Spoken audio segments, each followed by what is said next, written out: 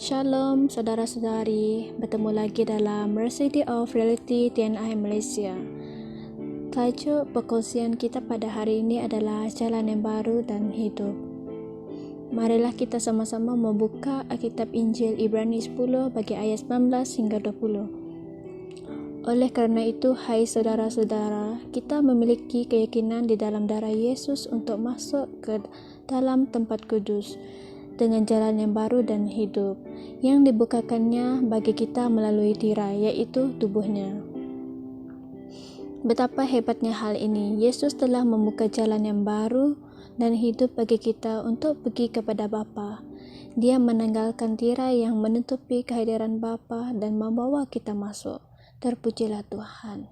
Ingatlah kata-katanya dalam Yohanes 14 ayat 6. Akulah jalan dan kebenaran dan hidup. Tidak ada seorang pun yang datang kepada Bapa kalau tidak melalui aku.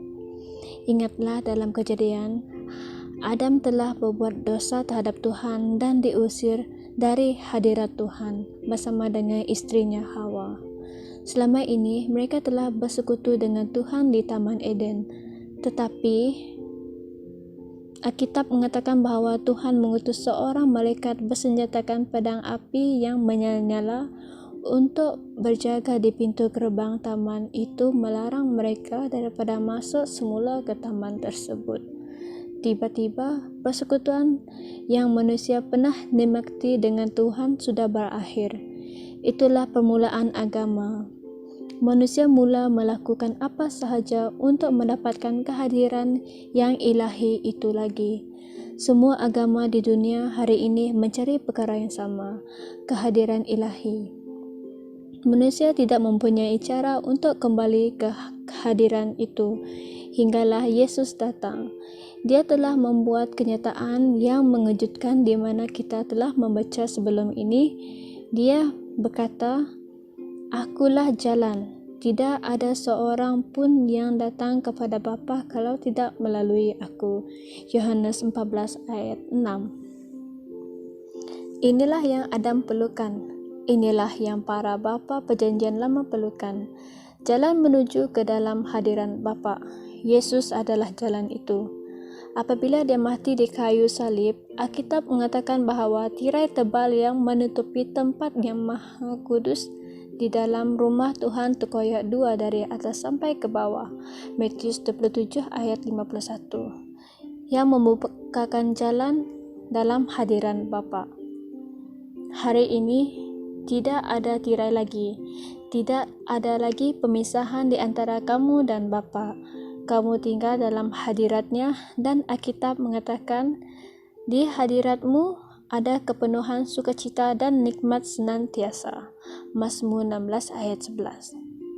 Sekiranya kamu belum menemui jalan ke dalam hadiratnya, jika kamu belum dilahirkan semula, kamu tidak perlu lagi berkumbang dalam dosa, kekalahan dan kejahilan. Kamu tidak perlu mencari jalan. Yesuslah jalan itu. Apa yang kamu perlu hanya lakukan adalah mengakui ketuhanannya ke atas hidup kamu, dan roh kamu akan diciptakan semula untuk memulakan kehidupan yang menarik di hadirat Tuhan untuk selama-lamanya. Haleluya. Mari kita sama-sama membuat pengakuan. Aku telah dilahirkan di hadirat Tuhan untuk hidup dan sukacita, kemuliaan dan kesenangan selama-lamanya. Hidupku menuju ke atas dan ke hadapan, kerana di hadiratnya adalah jalan kehidupan. Cahayanya menerangi dan segala sesuatu yang kulihat adalah berkat dan keuntungan yang penuh. Kemuliaan darinya Tuanku yang tidak dapat dipisahkan dengan Kristus. Maha mulia namanya selama-lamanya. Amin. Sebagai renungan tambahan, kita boleh membuka Efesius 2 ayat 18 hingga 19 dan Roma 5 bagi ayat 1 hingga 2. Terima kasih. Tuhan memberkati. Kami percaya saudara-saudari semua telah diberkati dengan perkongsian firman dari Rhapsody Reality. Bagi sesiapa yang ingin menjadikan Yesus Kristus sebagai Tuhan dalam kehidupanmu, kamu boleh mengucapkan doa ini bersama dengan saya. Ya Tuhan Allah, aku mempercayai Yesus Kristus, Anak Allah yang hidup dengan sepenuh hatiku. Aku percaya Dia telah mati untukku dan Allah telah membangkitkan Dia dari kematian. Aku percaya Dia hidup hari ini. Aku mengaku dengan mulutku bahwa Yesus Kristus adalah Tuhan dalam hidupku mulai dari hari ini. Melalui Dia dan di dalam nama-Nya, aku mempunyai kehidupan yang kekal. Aku telah dilahirkan semula. Terima kasih Allah kerana menyelamatkan jiwaku. Aku sekarang adalah anak Allah. Haleluya.